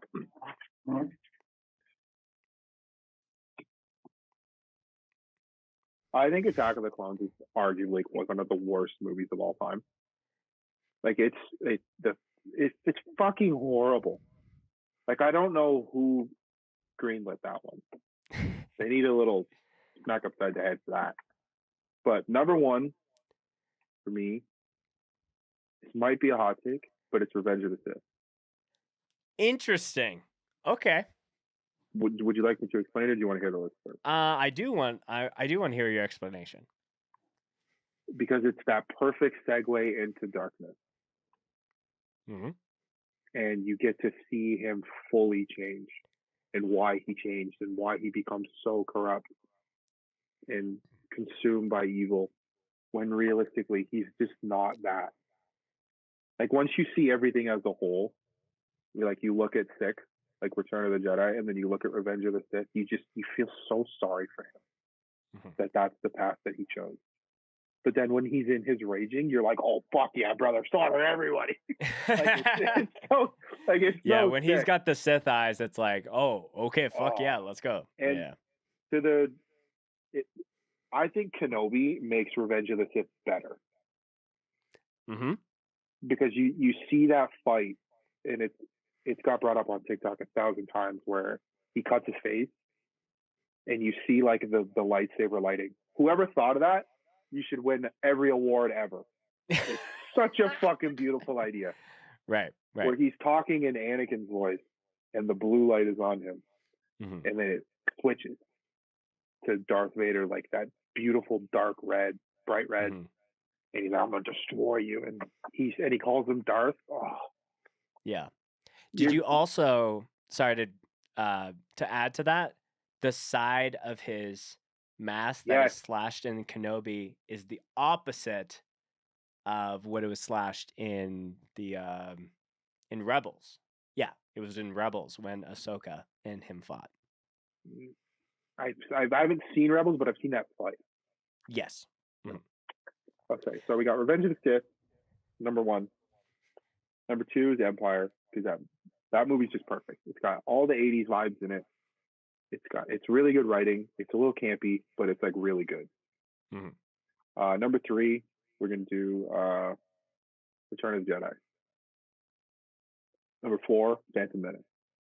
Those two can get flipped for me because I was Mhm. so young and I actually got to experience the craziness of Star Wars as a young kid, going to a movie and like new characters, Darth Maul's the shit. So that's four, right? Yeah. After Phantom Menace, I would put probably A New Hope. And then, actually, no, Rogue One, then A New Hope. Okay. Because, and then I'm at the new stuff now, right? Like Minus Disney. Attack of the Clones, but yes. Okay, so we're gonna go Force Awakens. There. The Last Jedi is arguably just as shitty as Attack of the Clones. Sorry for people who love that. I know Colin I respectfully disagree with that. goes off about that one, and I'm like, brother, what the fuck are you watching? And then Rise of Skywalker just got botched. That movie could have been so goddamn cool, and there's parts where it is, and it just gets ruined.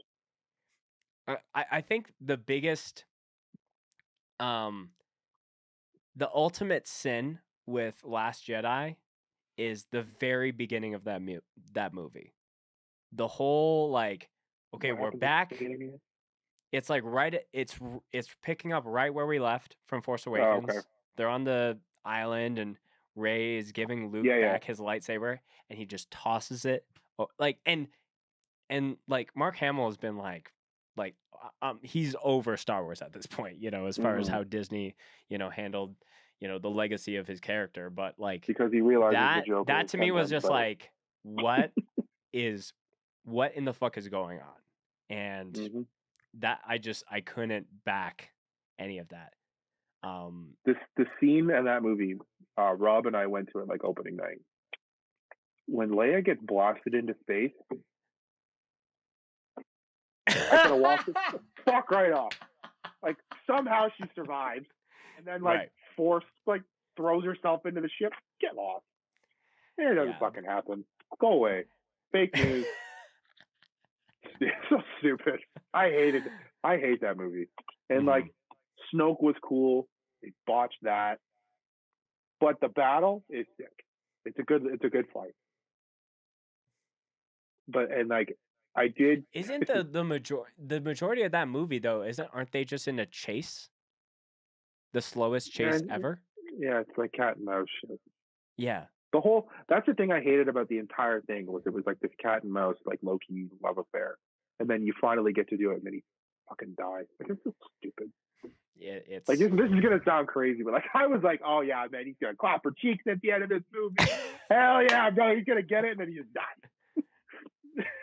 Like, there's just so many problems. But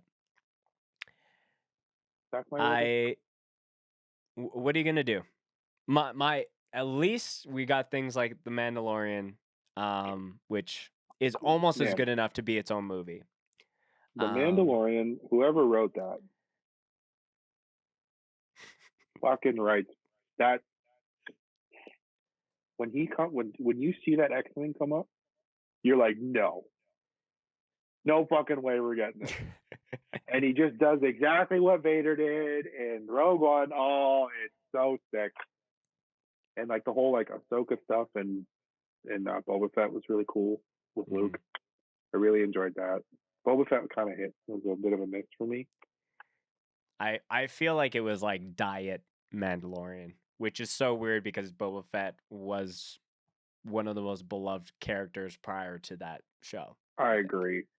But like, because it's just funny. like this cool camo-esque bounty hunter, like, you know, barely said anything. The best episodes are the one with the Mandalorian in it. Yes.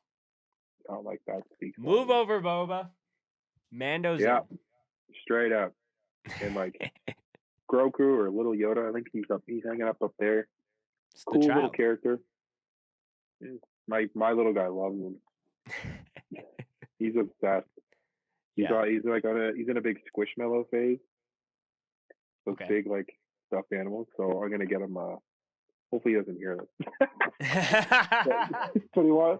There's like a big ass Boba Fett one that's at Costco right now. I'm gonna get him. That's cool. For Christmas.